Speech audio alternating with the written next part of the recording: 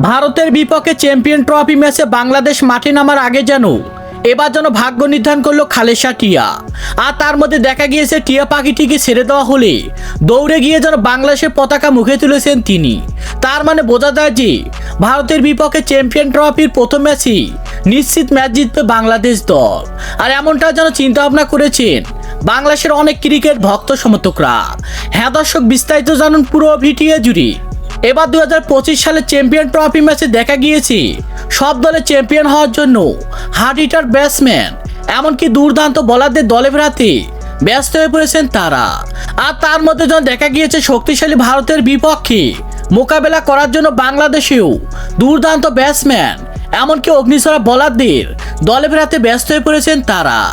এমনকি বাংলাদেশের বিসিবিদের কথা হলো যে যদি ভারতের বিপক্ষে নিজের জীবন দিয়ে খেলতে হয়, তারপর নিজের জীবন দিয়ে হার্ড হিটিং ব্যাটিং পারফরমেন্স এমনকি দুর্দান্ত বোলিং পারফরমেন্স করে অবিশ্বাস্যভাবে ম্যাচ জিতবো আমরা।